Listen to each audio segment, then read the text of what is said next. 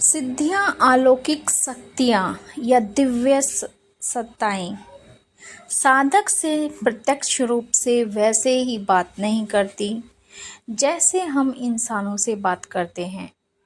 उनका संवाद कई तरीके से अनुभव किया जा सकता है।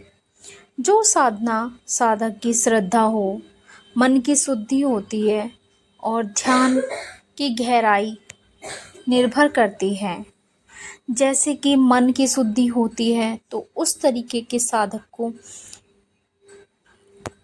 सबसे पहले मन की ही शुद्धि होती है। साधक की श्रद्धा से सिद्धियां अलौकिक तरीके से बात करती हैं। सिद्धियों के बात करने के बहुत तरीके होते हैं, जैसे कि अंतर्मन से बात करना, सपनों के माध्यम से बात करना, से संकेतों के माध्यम से बात करना। तो कई प्रकार के यहाँ पर ध्यान में अनुभव करना, अनुभूतियाँ होना, मन सिद्धि, हर तरीके की ये सिद्धियाँ बात कर सकती हैं। तो आज हम इसी टॉपिक पर बात करेंगे। Hello everyone, welcome to my YouTube channel. स्वागत है एक नई वीडियो के साथ आप सभी का मेरे चैनल में। वीडियो लास्ट तक देखेंगे तभी आपको थोड़ा समझ में आएगा कि सिद्धियाँ किन किन प्रकार से बात कर सकती हैं। और हम लास्ट में बताएंगे कि सिद्धियों को सबसे सरल और अच्छा तरीका कैसे करें जो कि हम सिद्धियों को प्राप्त कर सकते हैं। तो वीडियो में बने रहिए। आज हम बताएंगे इसी चीज़ के ऊपर टॉपिक करेंगे।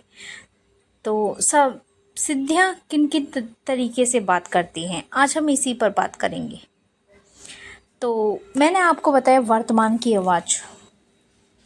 जब मन बहुत शांत होता है और एकाग्रत होता है तो अचानक स्पष्ट विचार एवं उत्तर भीतर से मिलने लगते हैं। यही सिद्धियों का संदेश माना जाता है।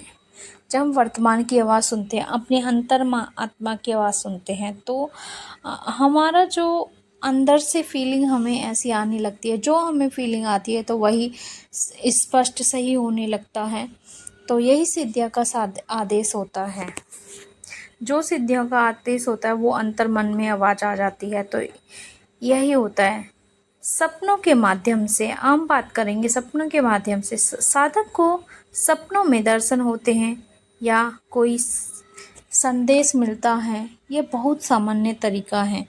ये साधक कोई भी जो बेसिक रूप से जाप करना स्टार्ट कर दे, ध्यान करना स्टार्ट कर दे, तो ये बेसिक में भी स्वयं आने लग जाते हैं। तो ये सामान्य तरीके से दर्शन होते हैं। संकेतों के माध्यम से अब हम बातें करेंगे। संकेतों के माध्यम से कभी कभी कोई शब्द, किताब, मिलना जुलना, व्यक्ति, पक्षी या ध्वनि अचानक ऐसे उत्तर दे देती है जैसे साधक जानना चाहता होता है। तो यही होता है, हर किसी न किसी माध्यम से हमें उत्तर मिल जाता है जो कि सही होता है। अब हम बात करेंगे ध्यान में अनुभव। तो जब हम ध्यान में रहते हैं, ध्यान करते हैं, तो हमें अनुभव होने लगते हैं। गहरी साधना में होते हैं, आवाज़ आभास होने लगता है या हमें प्रकाश दिखाई देता है। देव दर्शन के रूप में संवाद होते हैं, अनुभव किया जा सकते हैं। तो ध्यान में अनुभूतियाँ होती हैं। तो अचानक रोमांच होना, सुगंध आना, शांति का अनुभव होना, ये सब संकेत हैं कि सिद्धियाँ साधक से जुड़ रही हैं। धीरे धीरे हमें लगता है कि हाँ, हम मेरे भगवान के करीब हम पहुँच रहे हैं। तो ये भी हमें एक फीलिंग आती है। मंत्र सिद्धि के बाद क्या होता है? जब हम कोई साधक मंत्र का पूर्ण जप करके उस समय पर सिद्धि प्राप्त कर लेते हैं तो उस मंत्र की शक्ति स्वयं उत्तर देने लगती है। जब हम बेसिक से एडवांस की तरफ जाते हैं तो हमें यह अनुभव होते हैं कि जब कोई साधक मंत्र का पूर्ण तरीके से जाप करें तो उसको सिद्धि की शक्तियों को स्वयं ही उत्तर देने लगते हैं। तो यही अनुभव होते हैं। और ध्यान रहे तब सब तभी संभव होता है जब साधक श्रद्धा नियम सात्विक जीवन और गुरु की मार्गदर्शन से साधना किया जाता है। तो तभी ये संभव होता है जब हम किसी की गाइडलाइन में ये चीज़ करें।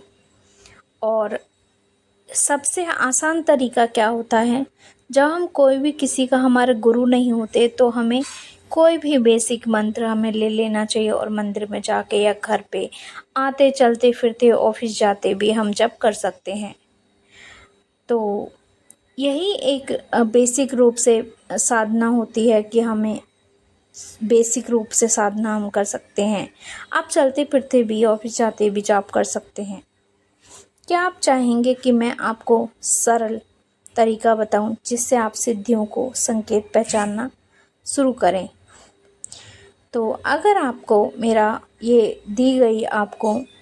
मेरी कोई भी बात अच्छी लगी तो मेरे चैनल को सब्सक्राइब करें, लाइक करें, कमेंट करें और कमेंट में हर हर महादेव, जय माता दी लिखना ना भूलें।